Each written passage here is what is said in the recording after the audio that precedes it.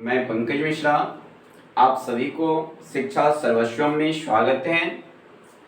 आज का टॉपिक मतु प्रत्यय को लेकर मैं उपस्थित हूँ। अब सबसे पहले हम मतु प्रत्यय के बारे में समझेंगे। मतु प्रत्यय का वैसे नियम बहुत सारे होते हैं, लेकिन आज के दौर में मैं इसको इजी से इजी तरीका से आप लोगों के बीच पेश करने के लिए आया हूँ, सिर्फ 4 नियम से लेकर। सबसे पहले पहला जो नियम है वो है क्या, मतुप का मत शेष रहता है। मतुप का मत शेष रहता है, परंतु सबसे सदैव ध्यान रखना है कि परंतु यदि शब्द का अंतिम वर्ण या उपधा में अ, आ, मो हो तो मत और वत होता है। दूसरा नियम, पुल्लिंग में मान और स्त्रीलिंग में मति तथा नपुंसकलिंग में मत जुड़ता है। तीसरा नियम, मतु प्रत्ययान्त शब्द विशेषण होते हैं, अतः विशेष्य के लिंग वचन विभक्ति के अनुसार चलते हैं। चौथा नियम, पुल्लिंग में भवत के समान चलता है, स्त्रीलिंग में नदी के समान और नपुंसकलिंग में जगत के समान रूप चलते हैं। अब सर्वप्रथम हम एग्जाम्पल के माध्यम से जानते हैं। पहला जो मेरा शब्द है वो शक्ति शब्द है। अब ये शक्ति शब्द से मतु प्रत्यय को ऐड करते हैं, तो इससे पहले मैंने बता दिया हूं कि मतु प्रत्यय में मत शेष रहता है और उप जो है उसका लोप हो जाता है। तो मतु प्रत्यय में मत शेष रहता है और शक्ति शब्द ये मूल शब्द है। शक्ति शब्द से मतु प्रत्यय जोड़ते हैं तो पुल्लिंग में शक्तिमान शब्द बनता है, जो कि मैंने बता चुका हूं अभी। जो इस पुल्लिंग में मान शब्द बनता है और स्त्रीलिंग में मति शब्द तथा नपुंसकलिंग में मत जुड़ता है। अब यहाँ पर में शक्ति शब्द से हम मतु प्रत्यय को ऐड किए हैं, तो पुल्लिंग में शक्तिमान शब्द का निर्माण हुआ है। दूसरा, स्त्रीलिंग में यदि शक्ति शब्द से मतु प्रत्यय को जोड़ते हैं तो शक्तिमती शब्द का निर्माण होता है। और तीसरा, नपुंसकलिंग में शक्ति शब्द से मतु प्रत्यय जोड़ते हैं तो शक्तिमत शब्द का निर्माण होता है। अब हम पुनः दूसरा शब्द को लेकर उपस्थित हैं, बुद्धि शब्द। अब ये बुद्धि शब्द से मतु प्रत्यय को ऐड करते हैं तो पुल्लिंग में बुद्धिमान शब्द का निर्माण होता है। स्त्रीलिंग में बुद्धि शब्द से मतु प्रत्यय जोड़ते हैं तो मैंने सेकंड नंबर डेफिनेशन में मैंने बता चुका हूं कि मतु में स्त्रीलिंग में मति बन जाता है। अब वही चीज यहाँ दिखने को मुझे मिलता है कि बुद्धि शब्द जो है वो मूल शब्द हैं और बुद्धि शब्द से मतु प्रत्यय स्त्रीलिंग में जोड़ते हैं तो वही शब्द यहाँ पर में बनकर बुद्धिमती आता है। और वही चीज नपुंसकलिंग में है, जो बुद्धि शब्द मूल शब्द हैं, उस मूल शब्द से नपुंसकलिंग में यदि मतु प्रत्यय जोड़ते हैं तो हमें यहाँ पर मैं बताया हूं कि नपुंसकलिंग में मत सिर्फ शेष रहता है, वही मत आकर के नपुंसकलिंग में ऐड होता है तो ये बुद्धिमत शब्द का निर्माण होता है। तीसरा स्टेप है श्री शब्द। श्री शब्द से मतु प्रत्यय जोड़ते हैं तो पुल्लिंग में श्रीमान शब्द का निर्माण होता है और स्त्रीलिंग में श्रीमती शब्द का निर्माण होता है। और नपुंसक लिंग में श्रीमत शब्द का निर्माण होता है।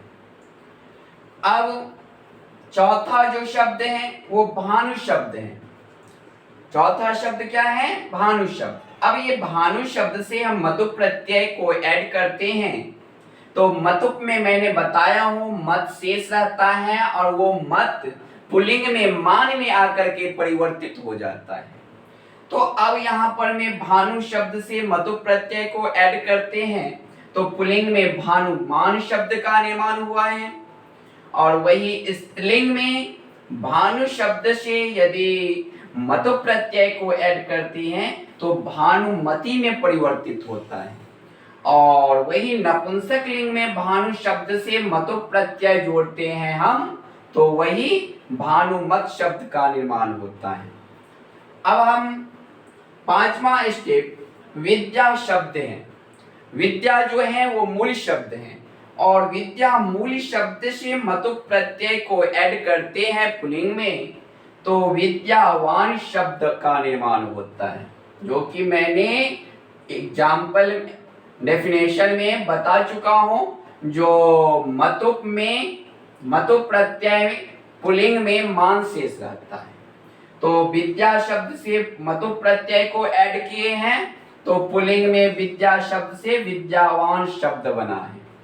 वही स्त्रीलिंग में विद्या शब्द से मतुप प्रत्यय को ऐड किए हैं तो विद्यावती शब्द का निर्माण हुआ है और वही नपुंसक लिंग में विद्या शब्द से मतुप प्रत्यय को ऐड किए हैं तो विद्यावत शब्द का निर्माण हुआ है।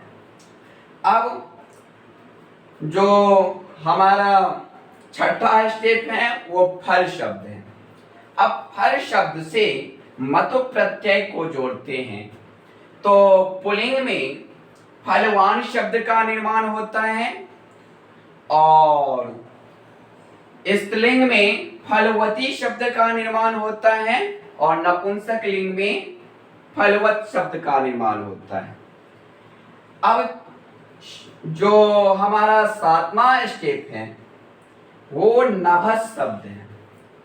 छात्रों सबसे महत्वपूर्ण ये बात है कि इस बात को सदैव ध्यान रखना है कि मैंने यहाँ बता चुका हूं कि उपधा के बारे में।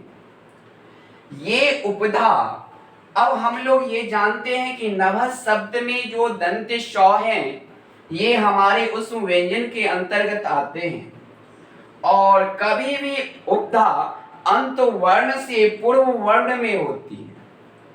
अब यहाँ पर में हम देखते हैं कि दंत स है उससे पहले भ है तो भ में अ है तो उस अ की उपधा संज्ञा हुई।